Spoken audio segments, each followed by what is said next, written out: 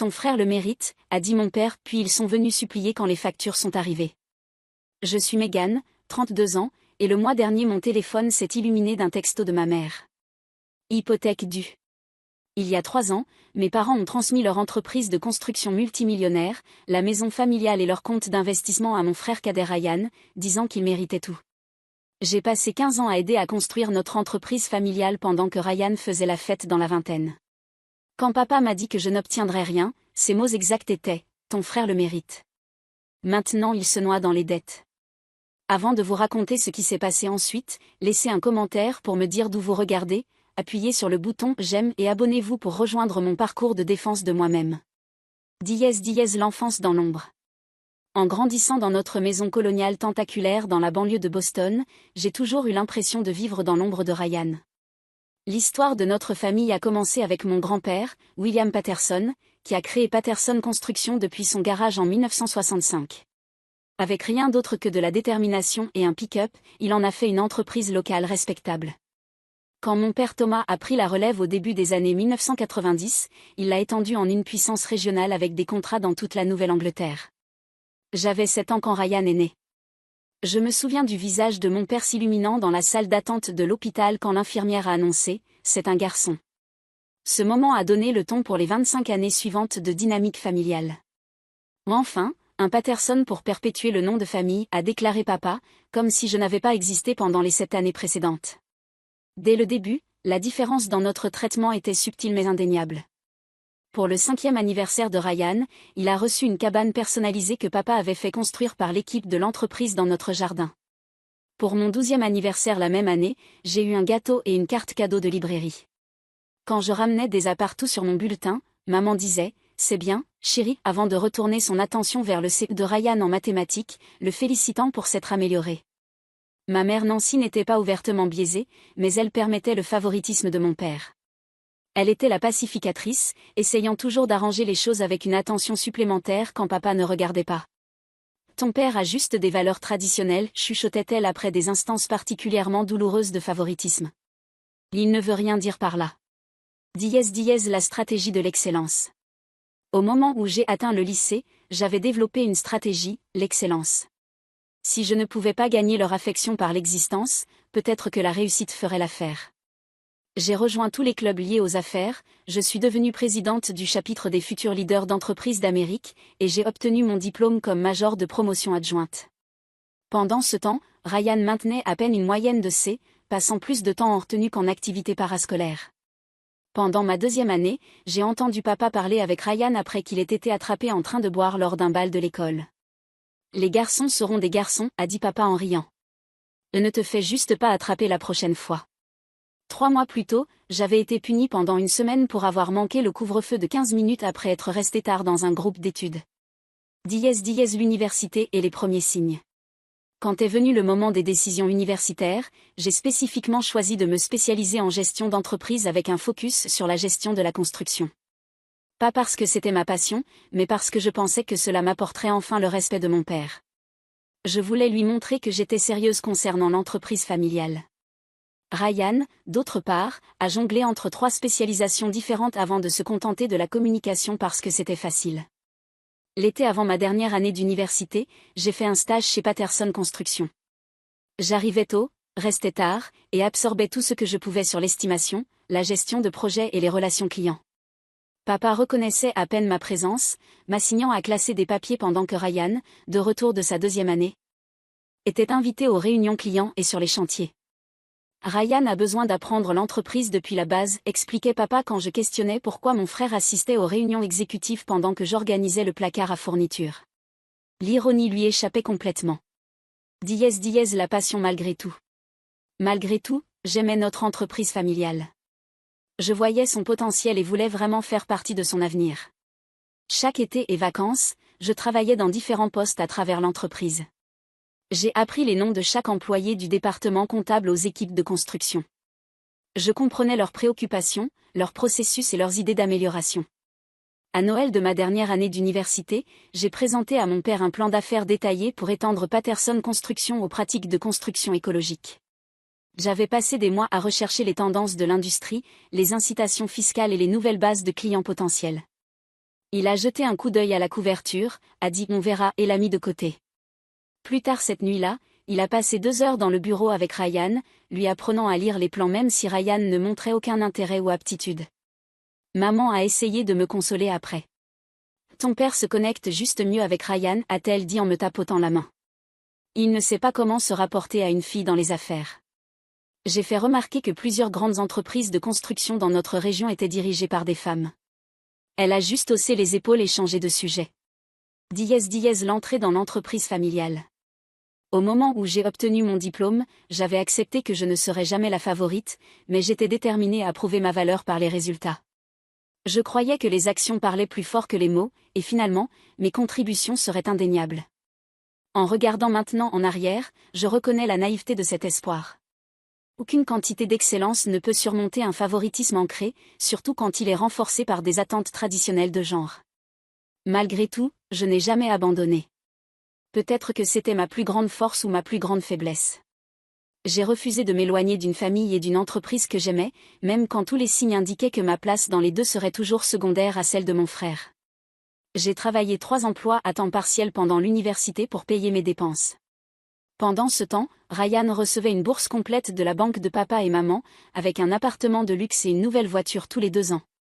Mes parents couvraient ses frais de scolarité, loyer, plan de repas, et lui donnaient une allocation mensuelle généreuse qui dépassait ce que beaucoup de diplômés gagnent dans leurs premiers emplois. Quand j'ai demandé à mes parents pourquoi ils ne m'aideraient pas financièrement, papa a dit « Tu dois apprendre la valeur du travail acharné. » Comme si Ryan ne le devait pas. Les premières années professionnelles. J'ai obtenu mon diplôme summa cum laude avec une double spécialisation en administration des affaires et gestion de la construction. Ryan s'en est à peine sorti avec une moyenne de 2,3 en communication après 5 ans et demi. Au dîner de ma remise de diplôme, papa a porté un toast à Megan, qui fait toujours les choses selon les règles.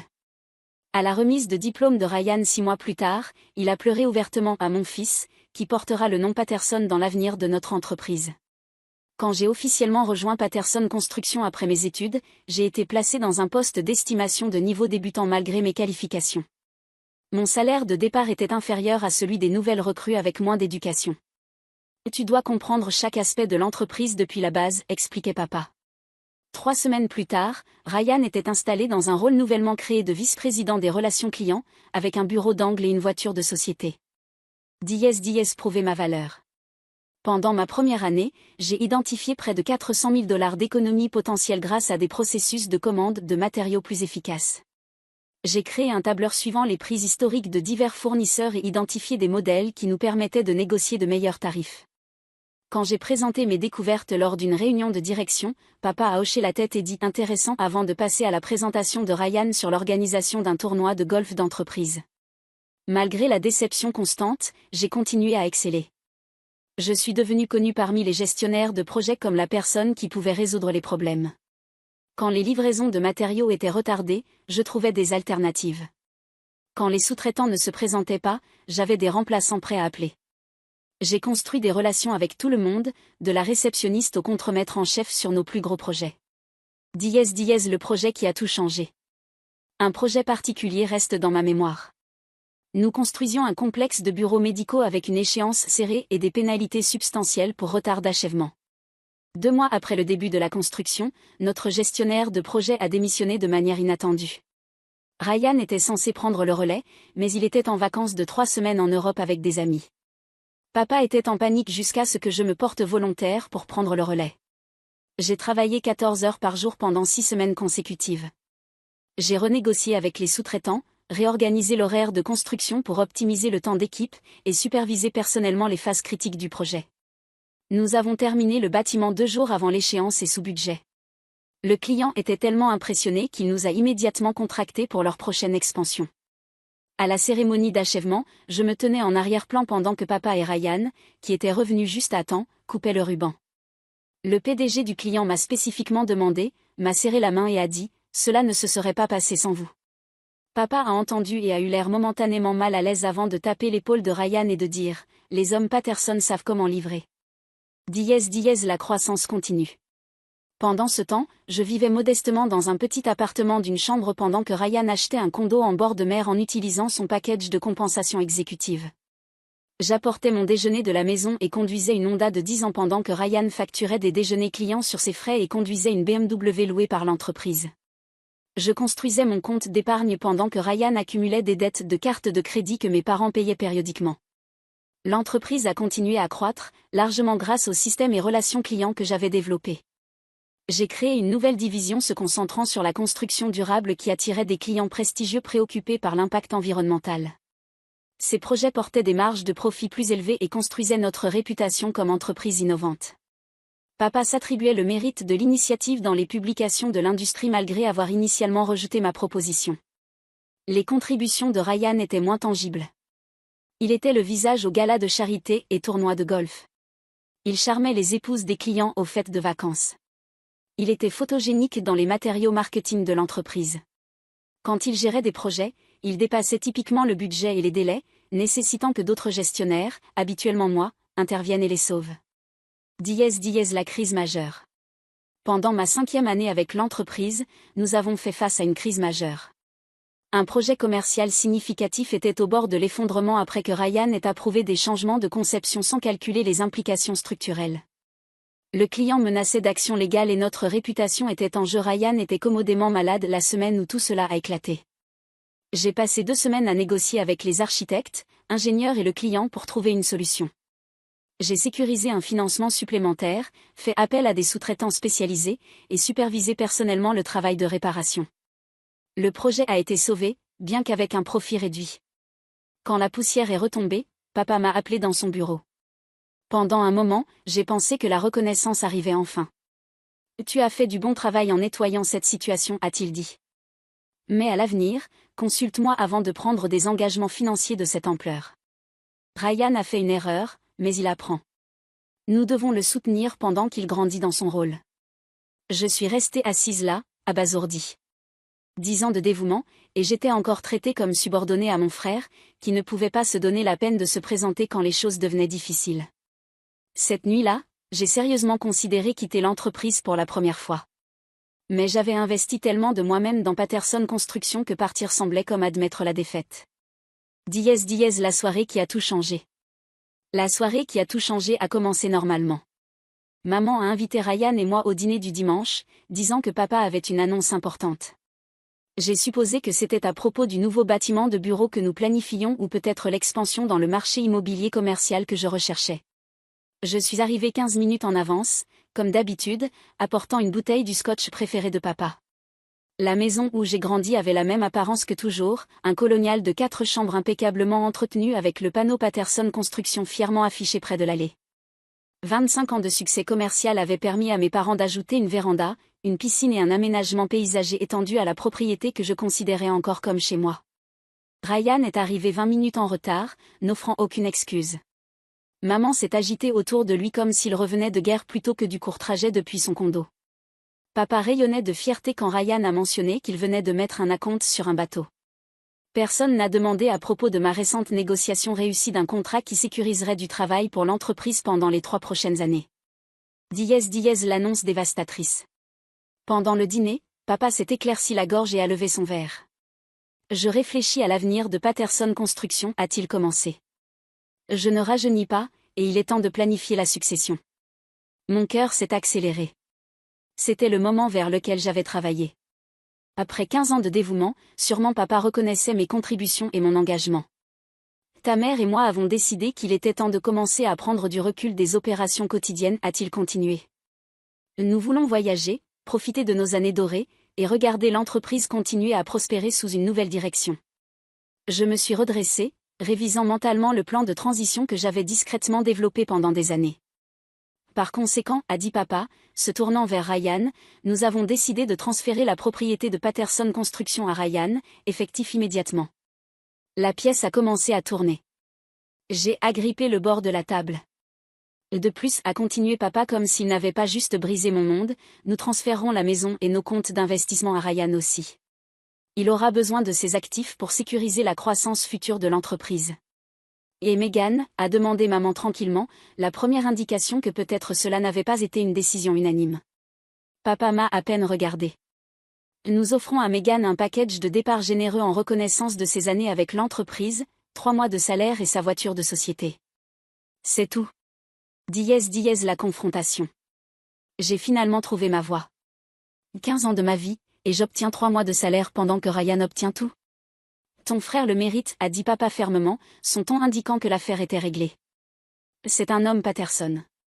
L'entreprise devrait rester avec le nom de famille. Je suis une Patterson aussi, ai-je dit, ma voix tremblant.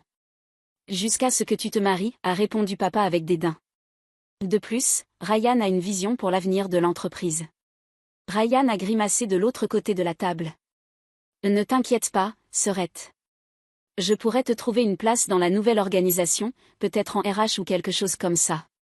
J'ai regardé maman, espérant du soutien, mais elle fixait son assiette.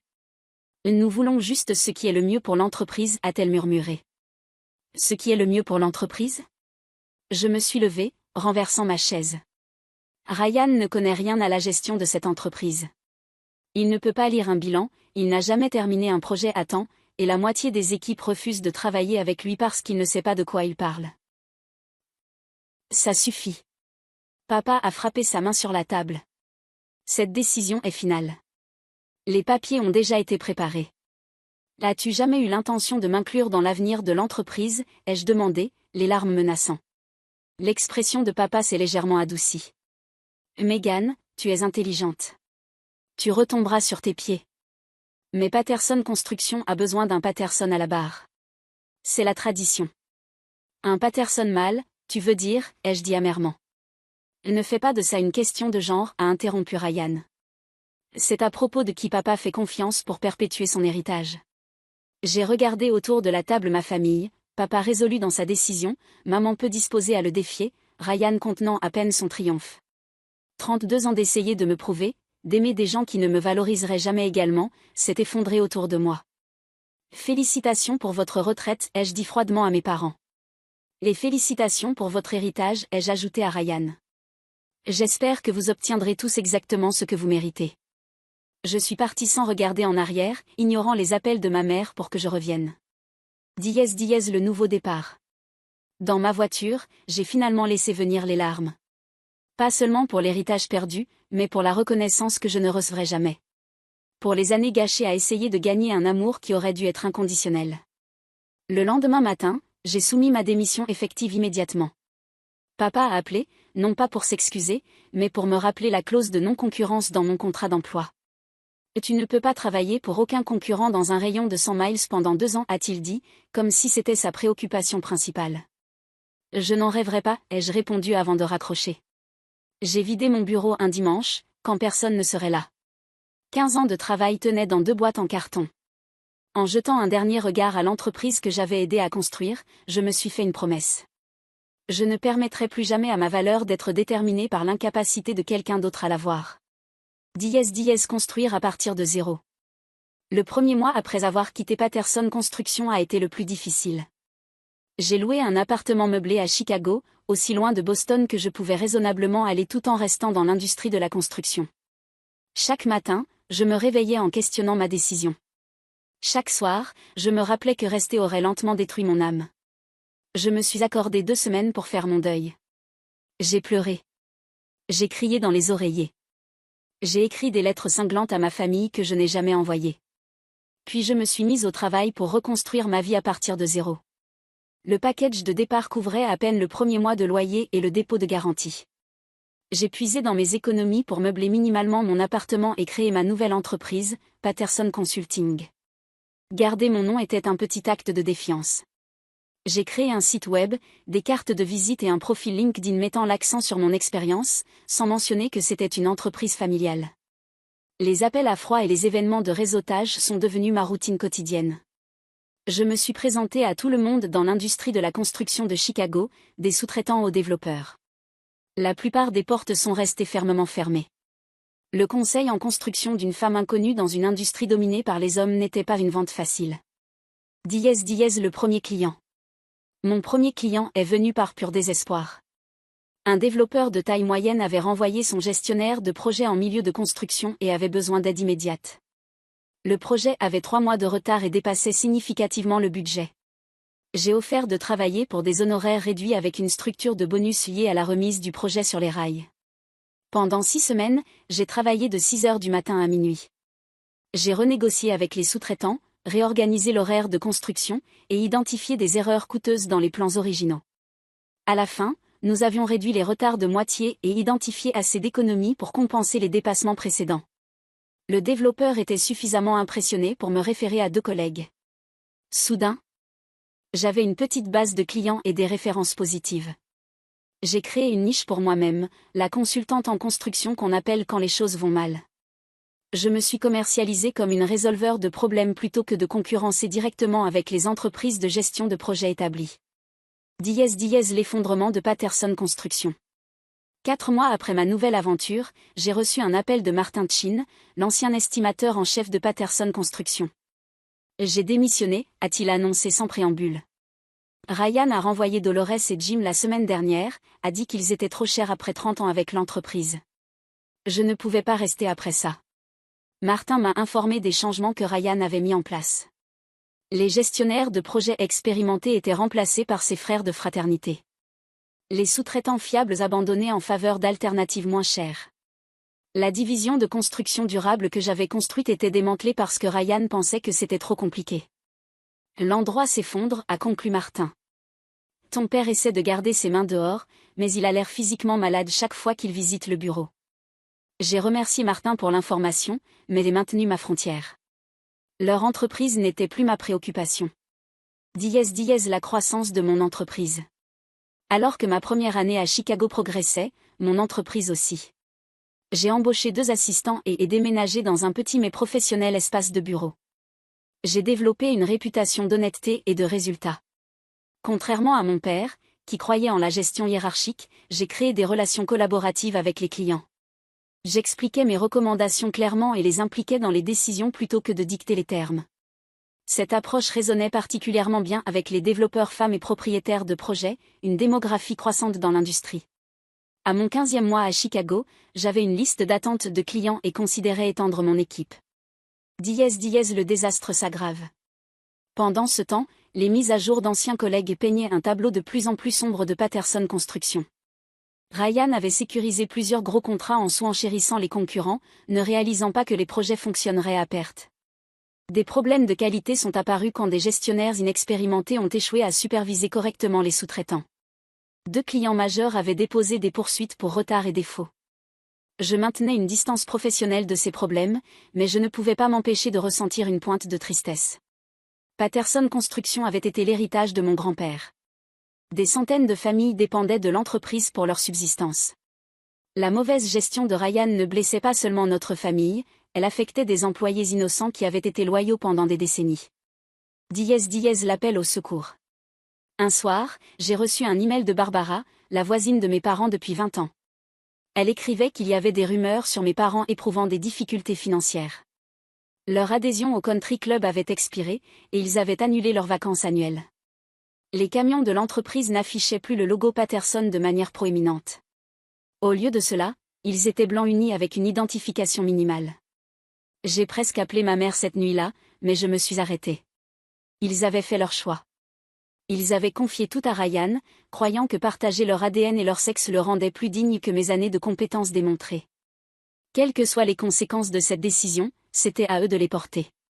Au lieu de cela, j'ai canalisé mon énergie dans la croissance de mon entreprise.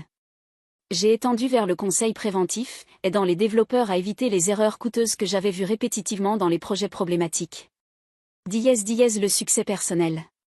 À la fin de ma 2e année à Chicago, Patterson Consulting était devenu un nom respecté dans l'industrie de la construction du Midwest. J'avais prouvé à moi-même que mon succès chez Patterson Construction n'avait pas été un coup de chance ou le résultat du népotisme. Si quelque chose, j'avais réussi là malgré les obstacles placés sur mon chemin. J'ai acheté un petit mais élégant condo dans un bâtiment historique. Ma première vraie maison qui était vraiment mienne. En déballant mes affaires, j'ai trouvé une photo de mon grand-père debout devant son premier camion Patterson Construction. Son expression montrait la même fierté et détermination que je ressentais maintenant. En ce moment, j'ai réalisé que je perpétuais son véritable héritage, non pas à travers un nom sur un bâtiment, mais à travers les valeurs de travail acharné, d'intégrité et de résilience qu'il avait incarnées. Cette nuit-là, j'ai mieux dormi que je ne l'avais fait depuis des années, enfin en paix avec mon nouveau chemin. Je n'avais aucune idée que le lendemain matin apporterait mon passé s'effondrant dans ma vie soigneusement reconstruite. L'approche désastreuse de Ryan. L'approche de Ryan pour diriger Patterson Construction pouvait être mieux décrite comme un tout petit jouant avec des blocs, renversant les structures établies pour le pur plaisir de la destruction, sans plan pour reconstruire. Dans les 6 premiers mois de son leadership, il avait fait des changements qui défaisaient des décennies de développement commercial minutieux. Sa première décision majeure était de renvoyer le cabinet comptable de longue date de l'entreprise, les remplaçant par le frère de son colocataire d'université, qui venait juste de recevoir sa licence CPA. Le nouveau comptable, empressé de plaire et inexpérimenté avec les spécificités de l'industrie de la construction, a échoué à suivre correctement les coûts de travail à travers plusieurs projets. Au moment où la saison des impôts est arrivée, les livres de l'entreprise étaient dans un tel désordre qu'ils ont dû embaucher un comptable judiciaire à d'énormes frais. Le prochain mouvement brillant de Ryan était de restructurer l'équipe de direction. Il a éliminé les postes de 3 gestionnaires de projets qui avaient été avec l'entreprise depuis plus de 20 ans, prétendant qu'ils résistaient aux idées fraîches.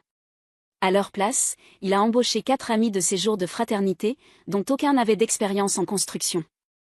Il a créé de nouveaux titres exécutifs comme directeur de l'innovation et directeur de l'expérience de marque, avec des salaires à 6 chiffres et des véhicules de société.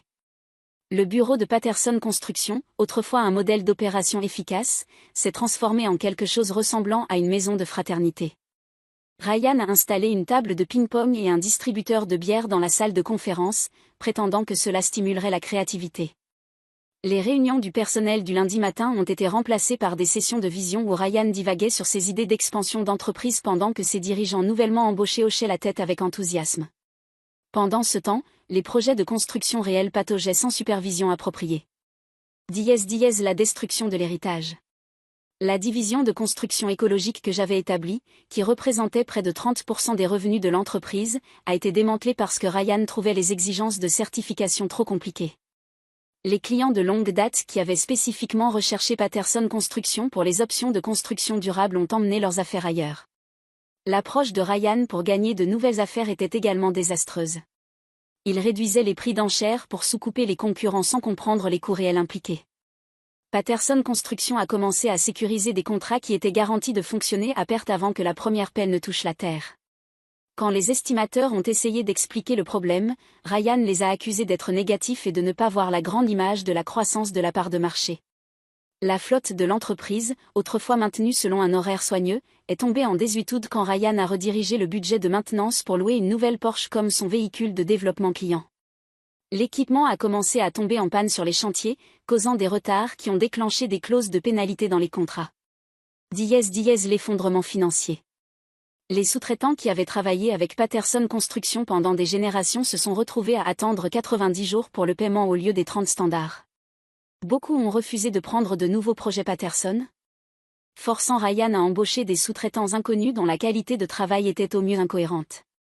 Au bout de 9 mois, les réserves de trésorerie de l'entreprise, constituées sur des décennies de gestion soigneuse, avaient été épuisées. Ryan a commencé à utiliser la ligne de crédit de l'entreprise pour couvrir les dépenses d'exploitation régulières, un péché capital dans la gestion de la construction. Les paiements d'intérêt seuls engloutissaient des milliers chaque mois. Mes parents, qui avaient planifié de profiter d'une retraite confortable, se sont retrouvés de plus en plus attirés dans l'entreprise alors que les problèmes se multipliaient. Papa s'arrêtait sur les chantiers, grimaçant aux problèmes de qualité évidents, mais hésitant à saper l'autorité de son fils. Maman a recommencé à gérer les comptes fournisseurs quand les vendeurs ont commencé à appeler la maison exigeant le paiement. Pourtant, il trouvait des excuses à la performance de Ryan. Il apprend encore, dirait papa aux employés inquiets. Le marché est difficile en ce moment, expliquerait maman aux amis quand ils demandaient pourquoi les camions Patterson disparaissaient des chantiers locaux. La spirale descendante. La réputation de l'entreprise, construite sur 3 générations, s'est érodée rapidement. Les entrepreneurs généraux qui avaient précédemment spécifié Patterson pour leurs projets ont commencé à chercher ailleurs. La capacité de cautionnement de l'entreprise, sa capacité à sécuriser les cautions de performance requises pour les projets plus importants, a été déclassée en raison de l'instabilité financière, limitant la taille des projets sur lesquels il pouvait soumissionner. 12 mois après le leadership de Ryan, la première poursuite est arrivée. Un client commercial a poursuivi pour des dommages substantiels quand des problèmes structurels sont apparus dans un immeuble de bureaux récemment terminé. L'enquête a révélé que Ryan avait approuvé la substitution de matériaux de qualité inférieure à ceux spécifiés dans le contrat pour économiser des coûts. Le transporteur d'assurance de l'entreprise a initialement nié la réclamation, citant la négligence volontaire. Une deuxième poursuite a suivi quand un complexe d'appartements que Patterson avait construit a développé d'importants dégâts d'eau. La source a été retracée à un solin mal installé, un élément de construction de base que tout gestionnaire de projet expérimenté aurait vérifié. Le règlement a épuisé ce qui restait des réserves de trésorerie de l'entreprise. La catastrophe finale. Vers le 15e mois, Ryan a pris sa décision la plus catastrophique. Sans consulter les conseillers financiers, il a utilisé la capacité d'emprunt restante de l'entreprise pour acheter une propriété adjacente pour une expansion de siège prévue. Le timing ne pouvait pas être pire. Le marché immobilier commercial était à son pic, et il a payé bien au-dessus de la valeur marchande. Dans les 6 mois, les valeurs immobilières ont baissé, laissant l'entreprise inversée sur le prêt. Les dépenses personnelles ont continué sans relâche. Ryan a acheté un bateau, puis une propriété de vacances en Floride. Il a pris des voyages de développement commercial à Las Vegas et dans les Caraïbes. Les cartes de crédit de l'entreprise ont été maximisées dans des restaurants haut de gamme et des hôtels de luxe. Avec l'entreprise hémorragiant de l'argent, Ryan a commencé à puiser dans les finances personnelles de mes parents. D'abord sont venus les prêts à court terme de leur compte de retraite, puis hypothéquer la maison familiale qui avait été payée pendant des années. Finalement, liquider les comptes d'investissement qui avaient été destinés à financer leur retraite. Le texte désespéré. Au bout de 18 mois, la retraite confortable de mes parents s'était transformée en cauchemar financier. L'entreprise fonctionnait à perte mensuelle significative. Leurs économies personnelles étaient épuisées. La maison familiale, autrefois symbole de succès, avait maintenant une hypothèque avec des paiements qu'ils ne pouvaient pas se permettre. Papa, qui avait planifié de passer ses jours à jouer au golf, était de retour sur les chantiers à 68 ans, essayant de sauver des projets problématiques. À travers d'anciens collègues, j'ai entendu que mon père avait vieilli de 10 ans en 18 mois. Sa démarche confiante était devenue un chufle inquiet. Ma mère avait développé des problèmes de santé liés à l'anxiété, le stress se manifestant physiquement en haute pression artérielle et insomnie. Ryan, pendant ce temps, restait dans le déni. Il blâmait l'économie, les employés déloyaux et les clients exigeants pour les problèmes de l'entreprise. Il refusait de reconnaître son rôle dans le désastre, continuant à toucher son salaire exécutif même quand l'entreprise prenait du retard sur les périls pour les employés réguliers. La goutte d'eau est venue quand la banque a appelé la ligne de crédit de l'entreprise en raison de multiples violations d'accords. Sans argent pour la rembourser et aucun actif restant à promettre, Patterson Construction faisait face à une faillite imminente. L'entreprise que mon grand-père avait commencé de rien, que mon père avait construite en puissance régionale et que j'avais aidé à moderniser pour l'avenir était à des semaines de l'effondrement. C'est alors que mon téléphone s'est illuminé d'un texto de ma mère. Hypothèque due. L'appel de détresse. Le texto de ma mère est arrivé à 7h13 un mardi. Hypothèque due. Peut-on parler? Mon premier instinct était de l'ignorer. Après tout, je n'avais pas eu de nouvelles d'elle en près de 2 ans sauf pour une carte de Noël générique et un texto d'anniversaire. Mais la curiosité a eu le dessus sur moi. Qu'est-ce que hypothèque due voulait même dire? La maison familiale avait été payée depuis plus d'une décennie. J'ai répondu avec un seul point d'interrogation. 3 points sont apparus immédiatement. Puis ont disparu. Puis sont réapparus. Finalement, nous avons dû prendre une hypothèque pour aider l'entreprise. Nous ne pouvons pas faire le paiement de ce mois. J'ai posé mon téléphone et j'ai procédé à ma routine matinale. Café. Douche. Tenue professionnelle. Le rythme familier m'a aidé à traiter cette intrusion inattendue de mon passé. Au moment où j'ai atteint mon bureau, 3 autres textos étaient arrivés. S'il te plaît, Megan. Nous avons des problèmes. Ryan dit que c'est temporaire. Ton père ne l'admettra pas, mais nous avons besoin d'aide. J'ai mis la conversation en sourdine et me suis concentré sur mes rendez-vous du jour. J'avais une réunion avec un client prospectif, 2 visites de chantier de projet, et une proposition à finaliser. Mon entreprise prospérait précisément parce que je maintenais des frontières professionnelles et me concentrais sur les solutions plutôt que le drame. Les problèmes financiers de ma famille n'étaient pas mon urgence. La conversation révélatrice. Mais alors que la journée progressait, les textos ont continué. Dans l'après-midi, même mon père avait envoyé un message. Nous devons parler. Affaires commerciales. Venant d'un homme qui m'avait effectivement déshérité de l'entreprise familiale, l'ironie était presque risible.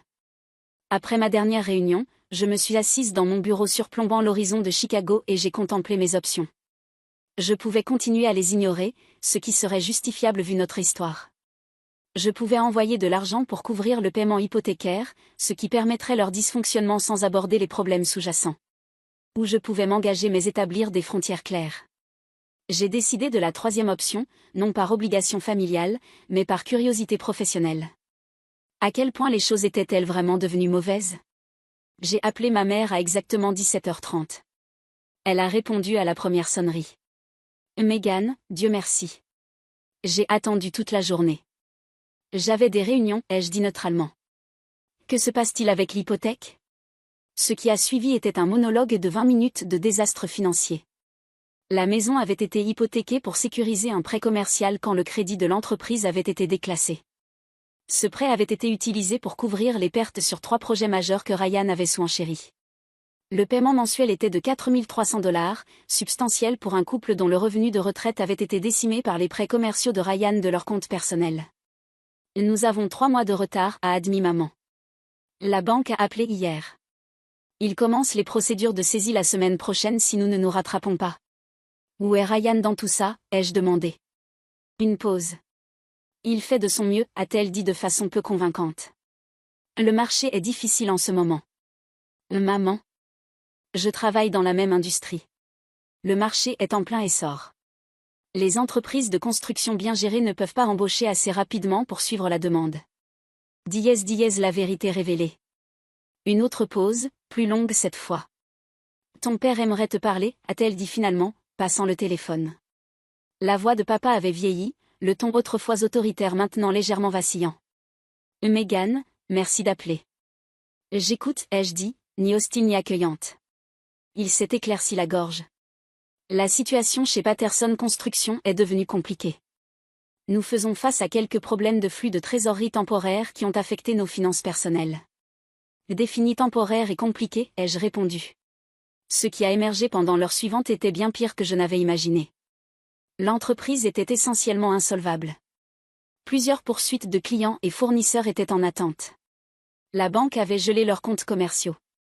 Ryan avait embauché et renvoyé 3 CFO en 18 mois, chacun démissionnant quand il réalisait l'étendue de la mauvaise gestion financière. Les employés n'avaient pas reçu de chèque de paie depuis 3 semaines. Des privilèges fiscaux avaient été déposés pour des taxes de paie impayées. Où est Ryan maintenant, ai-je demandé. Il est en Floride, a admis papa à contre-cœur, au condo. Il dit qu'il rencontre des investisseurs potentiels, mais il s'est interrompu. Mais il est probablement sur son bateau, ai-je fini. Papa n'a ni confirmé ni nié. Au lieu de cela, il est allé au fait. Nous avons besoin de ton aide, Megan. Aide financière, ai-je demandé. Plus que ça, a-t-il dit. Nous avons besoin que tu reviennes, pour nous aider à sauver ce qui reste de l'entreprise. J'ai presque laissé tomber le téléphone. Après tout ce qui s'était passé, après avoir donné tout à Ryan et rien à moi, il voulait que je revienne et répare son gâchis. La négociation. Tu veux que je sauve l'entreprise dont tu m'as dit que je ne méritais pas de faire partie? L'amertume que je pensais avoir traitée a bouillonné de façon inattendue. J'ai fait une erreur, a dit papa tranquillement. Nous en avons tous fait. Mais ce n'est plus seulement à propos de nous. Il y a 47 familles qui dépendent de Patterson Construction pour leur subsistance. Des gens qui n'ont rien fait de mal sauf faire confiance à notre famille pour diriger de façon responsable. Il jouait expertement la carte de la culpabilité, faisant appel au sens de responsabilité qu'il m'avait inculqué. Le pire était qu'il n'avait pas tort. Des employés innocents souffraient à cause des mauvaises décisions de ma famille. Qu'est-ce que tu proposes exactement, ai-je demandé. Reviens comme CEO, a-t-il dit. Autorité complète pour faire tous les changements nécessaires. Ryan se retirera dans un rôle de développement commercial seulement. Et ma part de propriété? Une hésitation. Nous pourrions t'offrir 20% de l'entreprise. J'ai ri tout haut. 20% d'une entreprise qui est effectivement en faillite? C'est ton offre après que j'ai construit une entreprise prospère à partir de zéro pendant que Ryan conduisait la tienne dans le sol? 30%, a contré papa faiblement. Cet appel est terminé, ai-je dit. Si tu es sérieux concernant mon aide, fais préparer des papiers par ton avocat pour 51% de propriété, transférable à moi immédiatement après vérification de la position financière de l'entreprise. Sinon, bonne chance avec la saisie. Megan, sois raisonnable, a commencé papa. Je suis raisonnable. Tu me demandes de quitter une entreprise prospère que j'ai construite pour sauver une dont tu m'as explicitement dit que je ne méritais pas de posséder. Mes termes ne sont pas négociables. Je vais parler à ta mère, a-t-il dit finalement. Fais ça. Et pendant que tu y es, parle à Ryan. Explique-lui que ses vacances sont terminées. Si je reviens, il travaille sous ma direction ou pas du tout. La prise de contrôle. 3 jours après l'appel désespéré de mes parents, j'ai pris un vol pour Boston. Dans ma mallette se trouvaient 2 documents préparés par mon avocat, un pour un accord de conseil, l'autre pour un transfert d'intérêt de contrôle dans Patterson Construction. Je n'avais aucune idée lequel serait signé, si aucun. Le lendemain matin, je suis arrivé au siège de Patterson Construction à 6h30. Le bâtiment qui avait autrefois été une source de fierté familiale semblait miteux et négligé. L'intérieur était pire, paperasse désorganisée, ordinateur dépassé, bureau vide où des employés de longue date s'étaient autrefois assis. Mes parents sont arrivés à 6h50, Ryan à 7h20 avec un café en main et aucune excuse pour son retard. Je les ai rassemblés dans la salle de conférence, maintenant dépourvus de la table de ping-pong mais portant encore des marques d'éraflure sur les murs. Voici comment ça marche, ai-je commencé. C'est une opération de sauvetage, pas une réunion de famille. Je prendrai des décisions basées sur ce qui est le mieux pour la survie de l'entreprise, pas sur les sentiments ou attentes de quiconque. Quiconque ne peut pas l'accepter, ça devrait partir maintenant. Personne n'a bougé. Bien. Première commande d'affaires, Ryan, tu es retiré de toutes les responsabilités opérationnelles et financières, effectif immédiatement. Tu travailleras exclusivement dans les relations clients sous ma supervision directe. Ton salaire est réduit pour correspondre aux autres chefs de département. Carte de crédit d'entreprise annulée. Voiture d'entreprise retournée. Condo de Floride vendu. Ryan a commencé à protester, mais papa a placé une main d'avertissement sur son bras. Il s'est tu, me regardant avec colère. Le plan de restructuration. J'ai exposé le reste de mon plan de restructuration, renégocié avec les créanciers, rencontrer personnellement les clients insatisfaits, implémenter des contrôles financiers stricts, et vendre des actifs non essentiels pour générer du capital d'exploitation.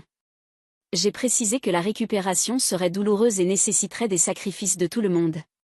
Au cours des 3 mois suivants, j'ai partagé mon temps entre Chicago, où mon assistant gérait les projets Patterson Consulting en cours, et Boston, où j'ai implémenté le plan de sauvetage. J'ai travaillé 16 heures par jour, 7 jours par semaine. J'ai pris des décisions difficiles, incluant licencier les frères de fraternité de Ryan et résilier des baux de bureau coûteux. Le redressement n'était pas immédiat, mais les progrès sont venus de façon constante. Nous avons négocié des plans de paiement avec des fournisseurs qui respectaient ma réputation dans l'industrie. 2 clients majeurs ont accepté de rétablir des contrats avec des délais révisés après que j'ai personnellement garanti la supervision de la qualité. La banque a restructuré les prêts basés sur notre plan de récupération réaliste. La transformation. Ryan, à ma surprise, s'est avéré quelque peu utile une fois limité aux relations clients seulement. Dépouillé de l'autorité financière mais encore capable de charmer les clients potentiels, il a sécurisé plusieurs projets petits mais profitables qui ont aidé à stabiliser le flux de trésorerie. Il semblait humilié par l'expérience de presque tout perdre, bien que je restasse prudente concernant sa nouvelle responsabilité. 6 mois après le début de l'opération de sauvetage, Patterson Construction était stable, pas prospère, mais plus en risque imminent d'effondrement. J'avais établi des systèmes et une formation qui me permettaient de réduire mon implication directe. Mes parents avaient réduit leur taille à une maison plus petite, utilisant les recettes de la vente de leurs propriétés surhypothéquées pour éliminer la dette personnelle. Quant à moi, j'ai maintenu la propriété majoritaire mais embauché un exécutif de construction expérimenté pour gérer les opérations quotidiennes à Boston pendant que je retournais à mon entreprise de Chicago à temps plein. J'avais prouvé ce que je devais prouver à ma famille et à moi-même. Le changement le plus important. Le changement le plus significatif n'était pas dans les états financiers de l'entreprise mais dans les dynamiques de ma famille. Mon père, qui avait autrefois rejeté mes contributions, me consultait maintenant sur chaque décision majeure. Ma mère, qui avait permis des années de favoritisme, s'est excusée en larmes pendant un dîner privé. Même Ryan a reconnu, bien qu'à contre-cœur, que l'entreprise aurait disparu sans mon intervention. Mais la transformation la plus importante était interne. Je n'avais plus besoin de leur approbation ou reconnaissance pour valider ma valeur. J'avais construit une entreprise prospère selon mes propres termes, puis sauvé l'entreprise familiale selon mes termes. Mon sens de la valeur venait de l'intérieur, pas de la validation externe. La leçon finale. 1 an après ce texto désespéré à propos de l'hypothèque, j'ai reçu un autre message de ma mère. L'entreprise a montré un profit ce trimestre. Merci d'avoir sauvé notre héritage. J'ai souri au message mais n'ai pas répondu immédiatement. Au lieu de cela, j'ai regardé autour de mon bureau de Chicago, l'entreprise que j'avais construite de rien, l'équipe que j'avais assemblée basée sur le mérite plutôt que le népotisme. C'était mon héritage. Pas un nom sur un bâtiment ou une entreprise transmise à travers les générations, mais la connaissance que j'avais créé quelque chose de valable par mes propres efforts. Plus tard ce soir-là, j'ai finalement répondu à ma mère. Ce n'était jamais à propos de l'héritage. C'était à propos de reconnaître la valeur où elle existe, pas où la tradition dicte qu'elle devrait être. Je suis contente que tu vois enfin ça. Le voyage d'être la fille négligée à la sauveuse de l'entreprise m'a enseigné des leçons qu'aucune école de commerce ne pourrait fournir. Que parfois perdre tout est la seule façon de découvrir sa vraie valeur. Que rester ferme dans sa valeur n'est pas égoïste. C'est nécessaire. Et le plus important, que les opinions des autres, même de la famille, ne définissent pas vos capacités ou potentiels.